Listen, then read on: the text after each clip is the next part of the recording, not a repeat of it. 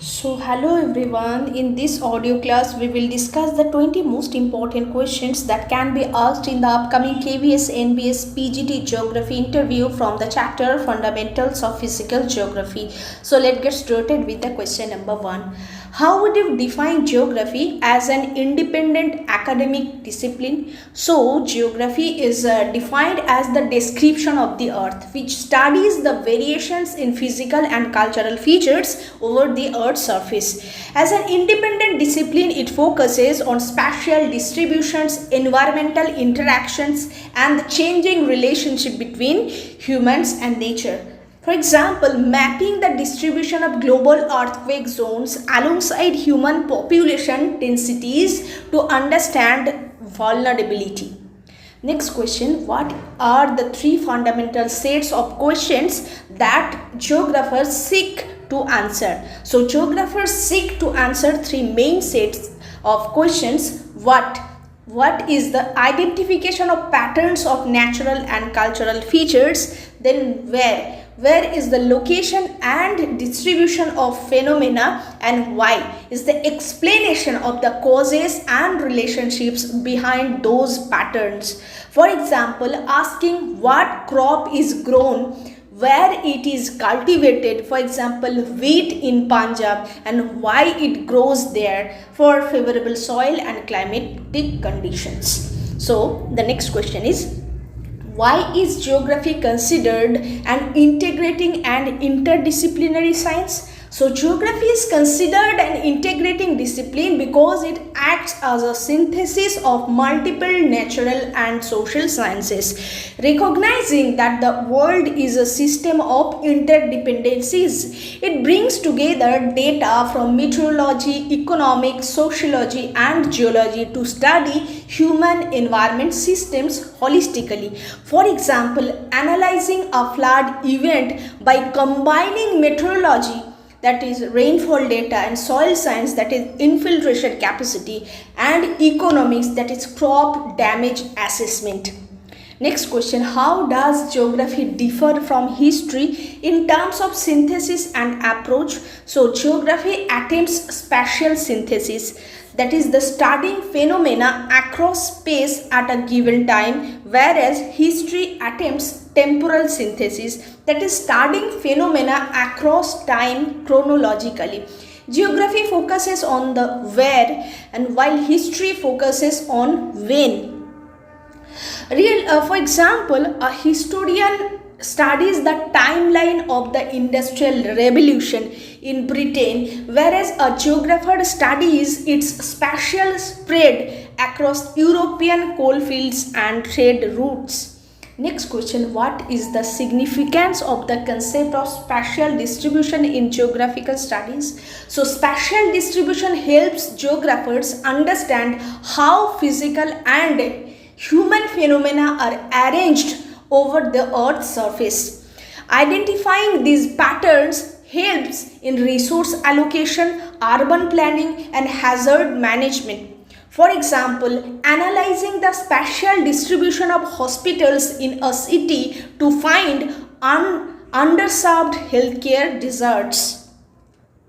Next question, how do you distinguish between the systematic approach and the regional approach in geography? So systematic approach or general geography introduced by Alexander von Humboldt, it studies a specific phenomena globally as a whole and then identifies spatial patterns. And regional approach developed by Carl Ritter, it divides the world into regions at different hierarchical levels and studies all geographical phenomena within a specific region holistically.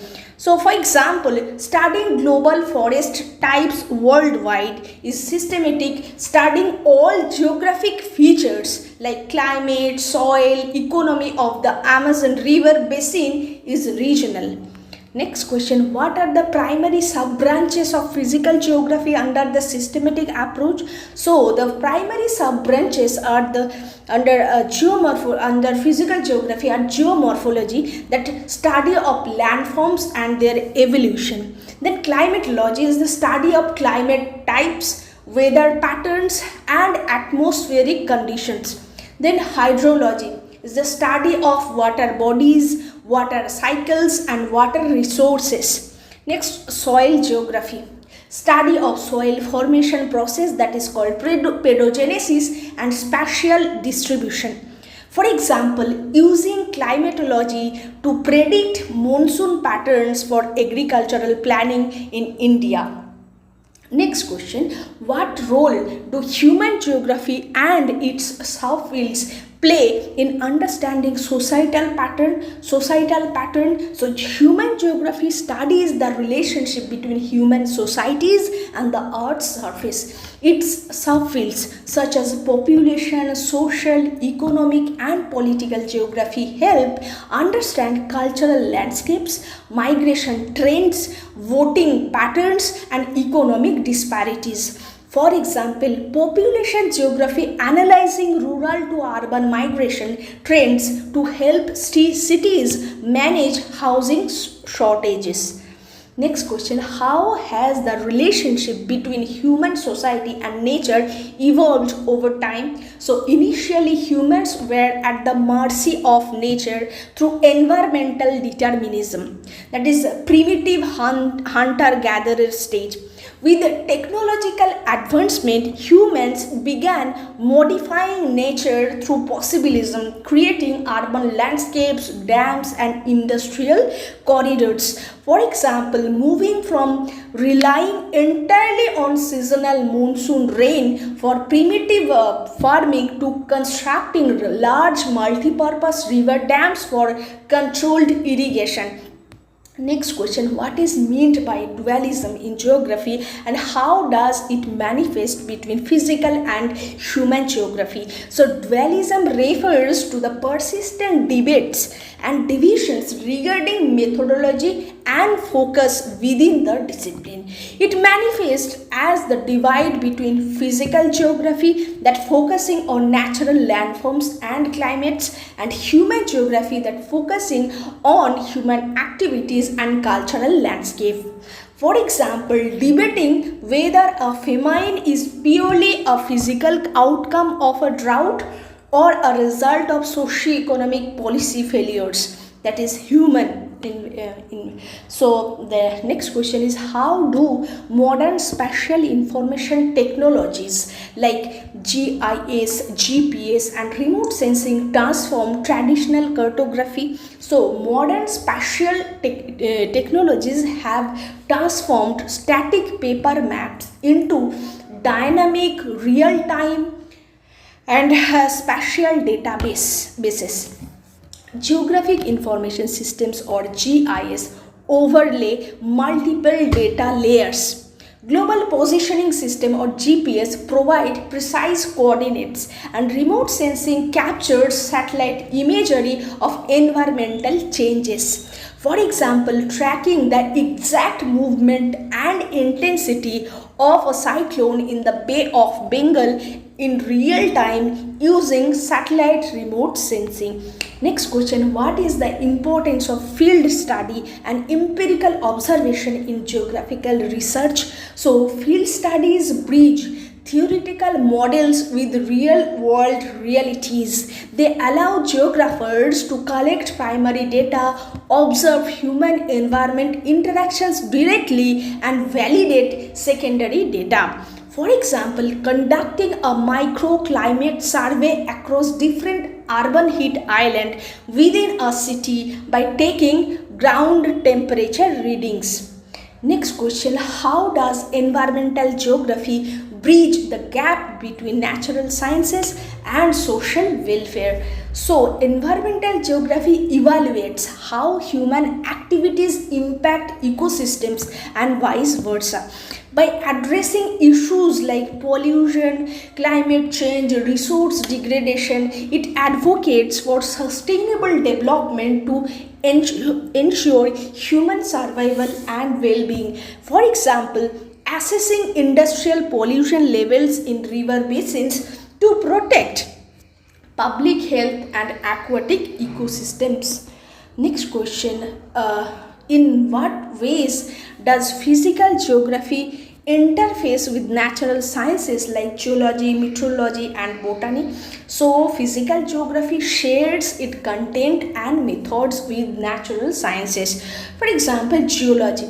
Geomorphology relies on geological structures and earth history. Meteorology. Climatology relies on atmospheric physics and weather dynamics. Botany.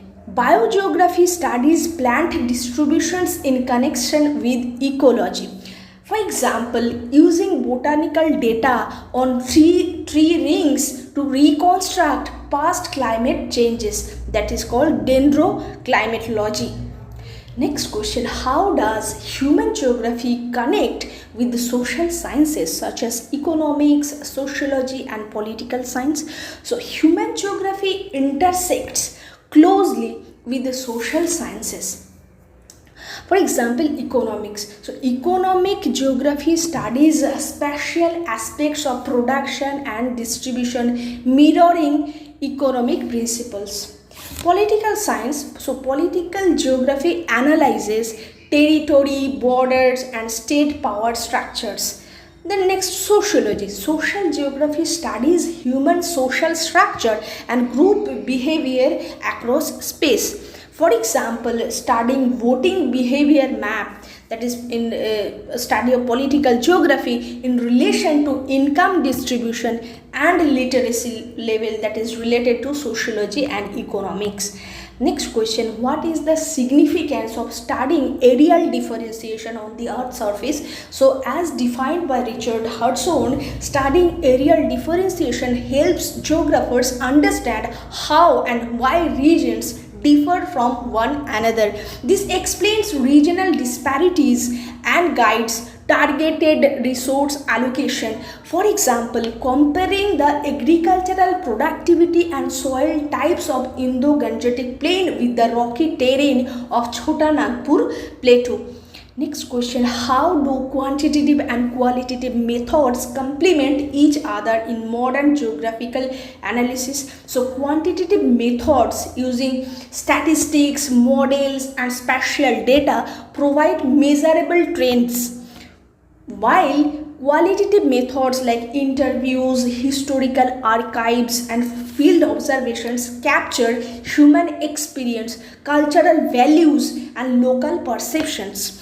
For example, using census numbers, that is quantitative data, alongside interviews with displaced villagers to study the impact of a new dam.